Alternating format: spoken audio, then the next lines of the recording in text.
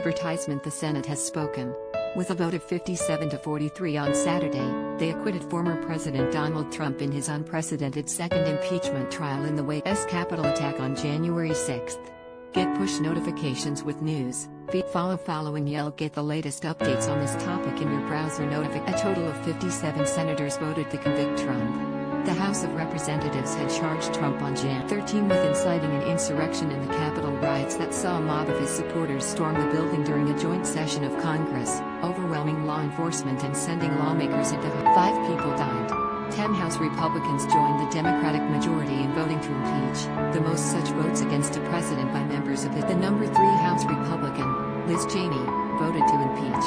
Trump, 74, is the only president to have been twice impeached, after he was previously charged by the House with abuse of power and obstruction of Congress in the Ukraine scandal. The Senate acquitted him in that trial.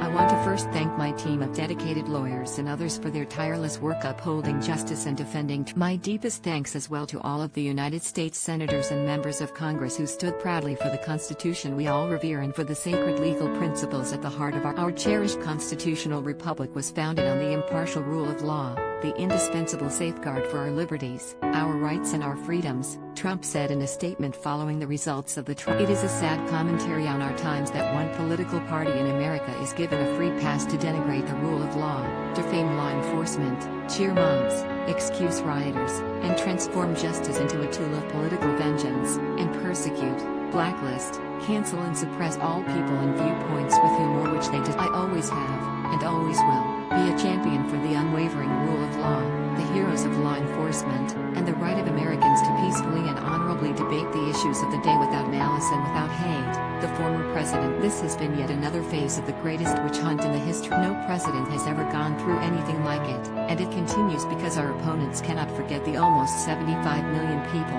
the highest number ever for a sitting president, who voted for us just a few short months ago. His second impeachment trial opened on February 9 and saw the House impeachment managers, analogous to prosecutors, recreate a timeline of Trump's behavior before, during and after the Capitol attacks and of the mayhem unfolding inside, relying on the public record of Trump's comments as well as extensive video footage, including previously unseen security video. They argued that Trump's months-long claims that the November election was illegitimate fomented the violence among his supporters. This was epitomized by a January 6 rally near the White House in which he encouraged attendees to soon march on Congress, which they did, and to fight like hell for the country, which he warned was being stolen. He told rally attendees to be peaceful and patriotic, but when large groups of his supporters descended into mob violence at the Capitol, Trump praised them as very special even as he told them. Later, Trump tweeted, "These are the things and events that happen.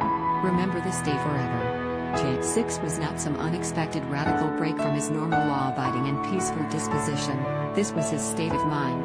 Jamie Raskin, the lead impeachment manager, told the Senate. He knew that egged on by his tweets and his messages for a wild time in Washington, his extreme followers would show up bright and early, ready to attack, ready for extreme violence to fight like hell for their hero. Trump's somewhat contradictory messaging, urging his supportors on along with periodic, if faint, calls for peace, was also the core of his defense team's presentation, who said his speech did not constitute His attorneys also argued a former president could not stand trial in the Senate and that the impeachment was political revenge by Democrats who wanted to bar him from future election. That's the real reason we're here, attorney Bruce Castor